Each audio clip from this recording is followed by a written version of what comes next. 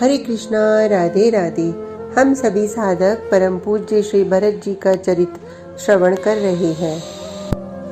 आज का प्रसंग है प्रभु आ रहे हैं। पुनि मंदिर में है बात जनाई, आवत नगर कुशल रघुराई। शत्रुघ्न आज जल्दी से जल्दी महल में पहुंचना चाहते हैं। सुमंत्र जी, आप आज की रात सब व्यवस्था संभाल दीजिए। मैं अकेले रहना चाहता हूँ, मैं एकांत में बैठना चाहता हूँ। शत्रुघ्न कुमार ने अपने हृदय की बात कही। बात सही भी तो है। जब अपने दुख को इन शत्रुघ्न कुमार ने जग जाहिर नहीं किया तो खुशी का प्रदर्शन भी क्यों करें। कुमार, आप विश्राम करें। और वैसे भी 14 वर्ष का आपका तप कौन देख सका है। ये महामंत्री सुमंत्री ही जानता है कि आपकी तपस्या अप्रकट थी। हे कुमार, दीवार पर चित्रकारी हो सकती है, पर नींव पर कोई कैसे चित्रकारी करे। आप कुमार इस रघुकुल के नींव हैं।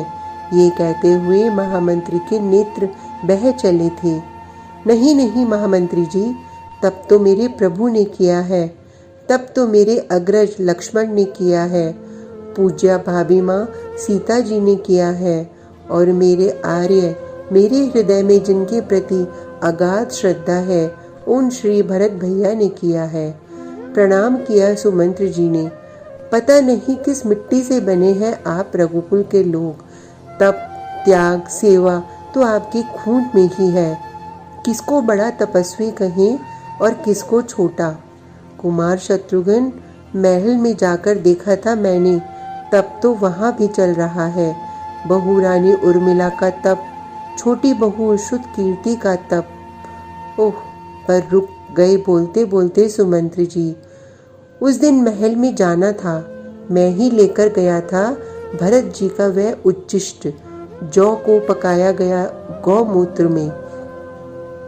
भरत जी की पत्नी वही तो खाती रही है। मुझे उस दिन पता चला था। तब मैंने देखा कुशा के आसन में बैठी थी श्री भरत जी की पत्नी मांडवी। दूर से देखने में ऐसा लगा कोई सन्यासिनी तप करके बैठी है। वो तेज था मुखमंडल में। ये कहते हुए वाणी अवरुद्ध हो गई थी महामंत्री की। बड़ी मुश्किल से इतना ही कह पाए, आप जाएं कुमार, आज की रात्रि विश्राम करें, कल प्रातः मिलेंगे। इतना कहकर रथ चल पड़ा महामंत्री का, और इधर कुमार शत्रुघ्न का। महल में आते ही अपने कक्ष का दरवाजा लगा लिया था शत्रुघ्न ने भीतर से, और नाच उठे थे। प्रभु आ रहे हैं। नेत्र ऐसे बरस रहे थे जैसे जैसे सावन की झरी हो, पर ये आनंद का अश्रु प्रवाह था। खुशी इतनी हो रही थी कुमार को कि रुक नहीं रहा था उनका आनंद। दरवाजा किसी ने खटखटाया। शांत हो गए शत्रुघ्न कुमार। धीरे से द्वार खोला था। माता आइए। माँ सुमित्रा आई थी। तुम क्या कर रहे हो कुमार? माँ सुमित्रा ने पूछा। कुछ देर बोले ही नहीं, फिर थोड़ी ही देर में माँ के गले लग गए, और माँ के अंग का स्पर्श पाते ही शिशुवत चपलता प्रकट हो गई थी शत्रुघ्न कुमार की। माँ, प्रभु आ रहे हैं। अपने गर्दन को ऊपर उठाकर सुमित्रा माँ की ओर देखते हुए शत्रुघ्न ने कहा। क्या? सुमित्रा चौंक गईं। कब आ रहे हैं? माँ, कल मध्याह्न में। माँ, प्रयाग में आज रात्रि रुके हैं प्रभु। तूने सबको बता दिया? जीजी कौशल्या को? नहीं माँ, मैंने किसी को नहीं बताया। मैं तो अकेले में इस आनंद का अनुभव कर रहा था। माँ, इस शत्रुघ्न के महल ने शत्रुघ्न का दुख बहुत देखा है, रुदन देखा है। जब बोल रहे थे शत्रुघ्न, तब सुमित्रा महल के चारों ओर देख रही थी। फिर आगे बढ़ी। दीवार में लाल लाल धब्बे थे जो सूख गए थे। पुत्र, ये क्या है? सुमित्रा ने पूछा। कुछ नहीं माँ, ये रोते रहते थे रात भर माँ, और कभी कभी तो रोते रोते अपना सर इस दीवार पर पटकते थे। मुझसे कहते थे, श्रुतकीर्ति, मैं क्या करूं, मैं कहाँ जाऊं। भरत भैया का सहारा था, पर वो भी नंदीग्राम में बैठ गए। लक्ष्मण भैया भी प्रभु के साथ निकल गए। अब बचा है ये अभागा शत्रुघ्न, ये कहाँ जाए। माँ, ऐसा कहते हुए ये रोज रोते थे। लोगों के सामने इन्होंने कभी अपना दुख प्रकट नहीं किया। दिन भर राजकाज करते रहना और रात में अकेले में रोना। श्रुतकीर्ति ने आकर शत्रुघ्न कुमार की सारी बातें बता दी थी माँ सुमित्रा को। माँ, ये भी बावरी ही है, अब उन बातों को क्यों याद करना। अब तो माँ बस आज की रात है, कल तो जो सूर्योदय होगा अयोध्या में वो आनंद का सूर्योदय होगा, उत्सव का सूर्योदय होगा, सुख की किरणें फूटेंगी। माँ सुमित्रा का हाथ पकड़कर नाच उठे थे कुमार शत्रुघ्न। अरे तू ये बालक जैसी क्या हरकत कर रहा है शत्रुघ्न। हंसते हुए माँ सुमित्रा ने कहा, माँ मैं बालक ही तो हूँ, सबसे छोटा शत्रुघ्न कुमार। अब तो मेरे प्रभु आ रहे हैं। हाँ माँ, सब सो रहे हैं महल में। हाँ हाँ पुत्र, सब सो रहे हैं।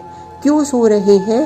अरे आज की रात तो आनंद की रात है, कल आ रहे हैं ना मेरे प्रभु। इतना कहते हुए शत्रुघ्न भागे। अरे कहाँ जा रहा है तू? सुमित्रा ने आवाज लगाई, पर शत्रुघ्न आज किसी की नहीं सुनेंगे। अपने गले लगाकर श्रुतकीर्ति को खूब हंसी सुमित्रा। पागल हो गया ये तेरा पति श्रुतकीर्ति। आज 14 वर्ष बाद किलकारियां गूंजी थी इस महल में। सबका दरवाजा खटखटाकर चिल्ला रहे हैं कुमार शत्रुघ्न। शत्रुघ्न को इतना भी नहीं पता कि द्वार खटखटाते हुए कुमार ने मंथरा का द्वार भी खटखटा दिया था। अरे उठो, सो मत, प्रभु आ रहे हैं, कल मेरे प्रभु आ रहे हैं। उठी है मंथरा। शत्रुघ्न की आवाज कान में गई मंथरा की। प्रभु आ रहे हैं, श्री राम आ रहे हैं। 14 वर्ष से ये दासी मंथरा अपने कक्ष से बाहर ही नहीं आई थी। बाहर निकल जाती तो नगरवासी इसे जीवित छोड़ देते, पर आज जब सुना कि प्रभु आ रहे हैं, ओ आनंद के अश्रु इसके भी बहने लगे थे। अर्धरात्रि हो गई है। 14 वर्ष बाद ये मंथरा बाहर आई। कुमार, क्या कहा फिर कहना। लड़खड़ाती आवाज लाठी टेक कर बाहर आई। डरते हुए पूछा शत्रुघ्न से, कुमार क्या कहा फिर कहना। प्रभु आ रहे हैं। ओ, देह में अब इतनी हिम्मत नहीं रही मंथरा की। कुबड़ी वैसी ही है, फिर भी लाठी टेक कर धीरे धीरे चली केकई के महल की ओर। महारानी, ओ महारानी, ये आवाज लगाई और द्वार खटखटाया मंथरा ने केकई का। द्वार खोला। तू इतनी रात को क्यों आई है यहाँ? केकई को दया आती है इस बूढ़ी मंथरा पर। तेरी तबीयत तो ठीक है ना? हाँ महारानी, तबीयत बिल्कुल ठीक है। मैं तेरा दूसरा कुबड़ भी निकाल दूंगी। खबरदार जो मुझे महारानी कहा तू। केकई मंथरा के महारानी कहने से नाराज हो गई थी। अच्छा गुस्सा छोड़ दो, अभ्यास है ना महारानी कहने का, इसलिए ये शब्द निकल गए। बता क्यों आई है इतनी रात गए? प्रभु आ रहे हैं, श्री राम आ रहे हैं। क्या?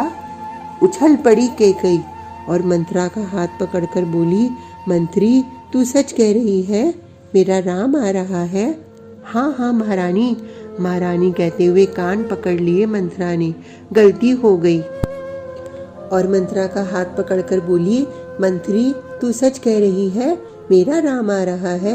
हाँ हाँ महारानी, महारानी कहते हुए कान पकड़ लिए मंथरा ने। गलती हो गई। हाँ बोलना है तो मुझे राजमाता बोल। अपनी ठसक में आ गई थी केकई। बोल राजमाता। क्या?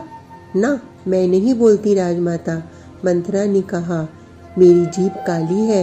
एक बार मैंने तुम्हें राजमाता क्या बनने के लिए कहा, सब कुछ बर्बाद हो गया मेरे कारण ही। अब नहीं बोलूंगी। अरे मंत्री बोल, मैं राजमाता ही हूँ। अब राम ही तो मेरा पुत्र है, भरत ने तो मेरा परित्याग ही कर दिया है। ये कहते हुए फिर गंभीर हो गई थी केकई। हाँ बहन, तुम राजमाता हो, सच कह रही हो। राम मुझसे ज्यादा तो तुम्हारे पास ही रहता था, अब भी तुम्हें ही मानता है। कौशल्या जी ने प्रवेश किया केकई के महल में। जीजी प्रणाम किया झुककर केकई ने कौशल्या जी के चरणों में। देखो ना कैसा पागल सा हो गया है ये शत्रुघ्न कुमार, सबको जगा दिया, सब नाच रहे हैं। केकई बहन चलो मांडवी को ये सूचना दें। नहीं जीजी, मैं नहीं जाऊंगी मांडवी के महल में, केकई ने कहा। तुम भी ना चलो, अपनी तो बहू है, ऐसे दिल पे मत लिया करो बात। 14 वर्ष बीत गए, सब उसमें बह गया। देखो इस मंत्रा को, कौशल्या ने कहा। मैं तो जा रही हूँ सजने धजने, 14 वर्ष तक अपना श्रृंगार भी नहीं किया है मैंने, मंत्रा ये बोलती हुई चली गई। जीजी इस मंत्रा के लिए कोई लड़का हो तो देख दो, कौशल्या से केकई ने कहा। वो मंत्रा शर्माकर हट कहते हुए चली गई। मांडवी, पुत्री मांडवी, कुशा के आसन से बैठी मांडवी, भरत की पत्नी। नेत्रों से अश्रु बह चले थे केकई के, केश जटा ही बन गए थे। 14 वर्ष तक इस तपस्विनी ने तेल फुलेल उपटन कहाँ लगाए थे, शरीर कृश हो गया था।